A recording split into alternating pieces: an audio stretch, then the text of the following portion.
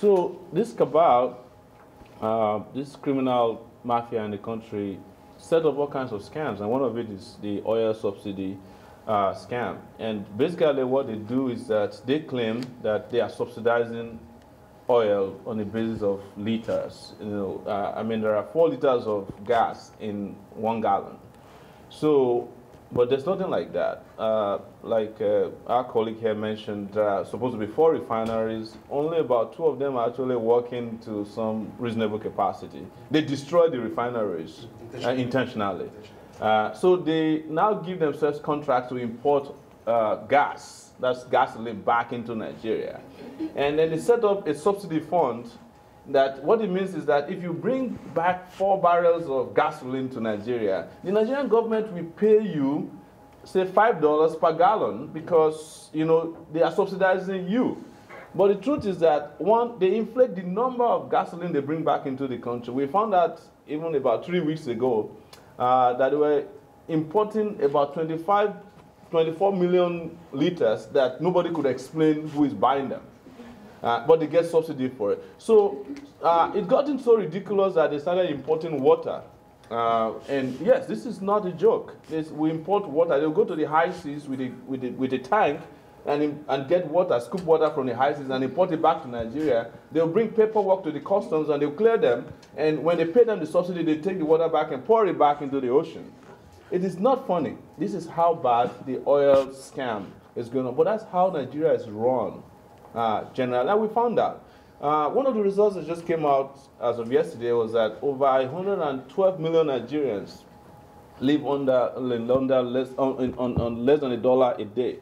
But Nigeria exports 2.6 million barrels of oil. In New York, as of today, it's $102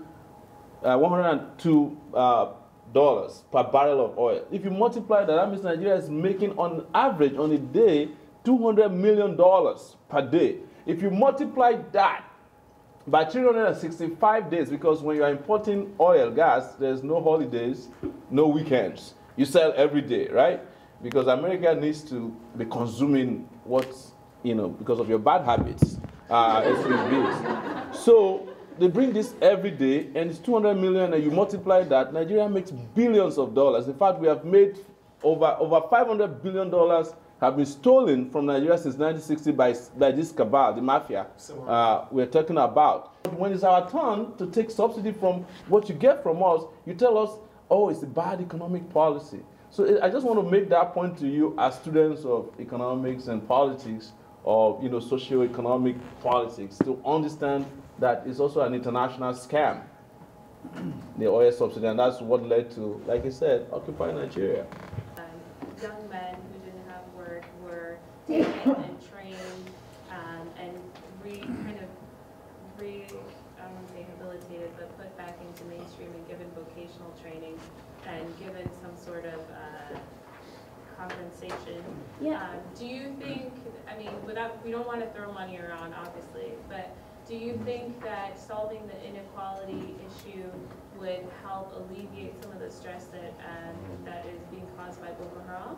It's a political problem with religious, that's just my thinking, with religious undertones or with a religious cover. So it's not a problem of religion, because even the Islamic leaders have denounced Boko Haram as being anti-Islamic.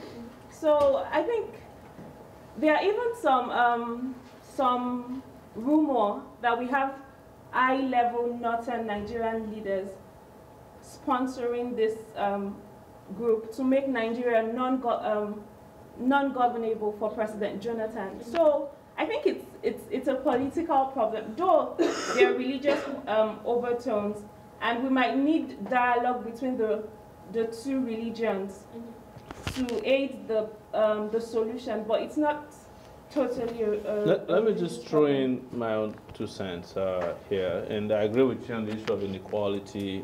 When a country has this kind of amount of economic and political discontent, they will come out in different formats. Before we had Boko Haram, there used to be the Niger Delta insurrection. They weren't Christians or Muslims. They were young people who had decided, in fact, they had armed them during elections to be thugs for the politicians. And when the politicians didn't take care of them anymore, they used the arms to now start seizing oil workers and all that. Nation. You have regions. Before the British came, they were what you call 3 states or regions. They were independent. They were what you call confederate, so to speak. Independent of each other, but they collaborate. But you don't have a strong central government. It's more like, I mean, they call it civilian government. It's not. It's more like a unitary government, where the whole power is centered at the center, basically. Okay, so one person thinks you should talk about whether to stay a nation or not. Yes. Let me tell you, I used to be under the illusion that a national conference can work in Nigeria, and it was an illusion. I'm glad I no longer have that illusion. The truth is that except the revolution happens in Nigeria, even the national conference, who is going to represent me there? Is it the same criminals? You know, because don't forget that it will require that either somebody is nominated to go there or he's elected to go there.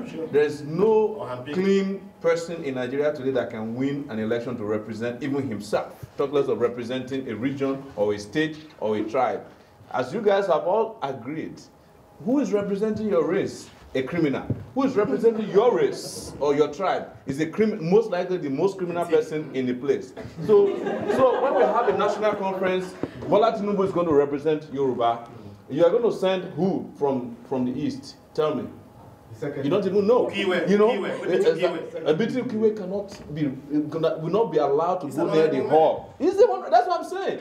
But the honorable men will not be allowed to go near the hall where this conference will take place. Who's going to represent the North? Babangida and all of the criminals. So they come together, just like he said about the meeting today with the president. The guys who you saw at the meeting, can they represent you? Edwin Clark. Okay, Edwin Clark, who was the first person to be convicted of corruption in Nigeria, is representing the whole Niger Delta region at the meeting that took place today.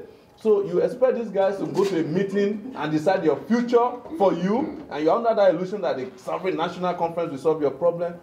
Let's have a revolution first. And after the revolution, we micromanage our future on us, because after the revolution, the true people who fought for it will be able to step forward, and the guys who are bad will be out of town, would have driven all the crazy buttheads out of town. Revolution is about spilling blood. Nigerians are not ready to die. Nigerians are cowards. Let's be clear. They are big cowards. None of them is ready to come in the street and say, oh, let me kill me. No, they're not ready. Only how many were killed? How many were shot? They all went back to their properties, to their rooms. None of Nigerians are cowards. None of them is ready to die. Can quote me. So that's an interesting statement. I'm ready to die. Anna, go ahead. And well, Rahel had a question. Yes, yeah, right. give me 1 second, Rahel. I just want to say that revolution should be, especially non-violent revolution, There's no should violent be revolution. organized. Okay. And if it's not organized by some umbrella organization, it will often lead to a civil war. Mm-hmm. And in the context of Nigeria, one of the our colleagues said that people have access to weapons, so it's more likely to lead to a civil war than to lead to, some solutions. So, what's your opinion? I just want to on that? bring this oxymoron of what you said about Nigerians. Look, we have a country where people strap bombs to themselves and explode themselves every day now. You say they're afraid to die. You see, when you push, wait. They're not from Nigeria. They're Nigerians. Wait, let me just finish.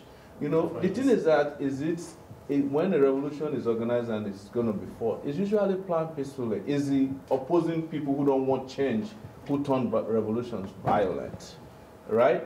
Nigerians are not as cowardly as you thought. Put together. In the first place, you are calling it a government. You didn't win election. No, it's true. These guys just want an inflated Let me figure. finish, please. Yes. I think that an increased citizen demand on the current government to put together structures that will make future governments perform better. To put together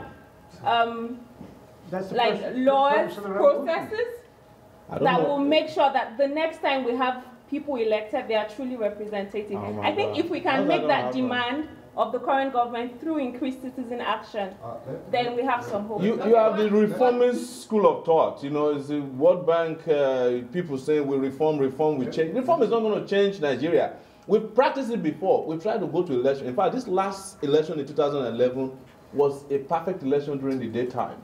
It was at night that they changed the figures, you know, because usually they would do the rigging during the day, and you don't have even expect the results at night. This time they allowed people to come around, they voted, and in the southwest, in the southeast and the south, the president was getting 100% of the votes in 2 regions, and that's how they won the election. So the reform school of thought has not worked. It's not going to work. That's why a revolution, you see, before we used to be afraid of revolution, but it has happened in Tunisia, it's happened in Egypt. Why are we afraid of it? America had Occupy Wall Street. Yeah, that's some form of revolution too. What is the current result of Tunisia and Egypt? Okay, so what are you talking about? You know, didn't you see the Egyptian former president he has left locked out? Are they better right now? They are. Well, they have a chance to. They have a chance to be better. They're going to have elections. I think the future will tell. Posterity will just tell. 1 second. 1 second. Hold on. I lived all my life in Nigeria. I'm proudly Nigerian, and I'm optimistic about Nigeria. I do not want war.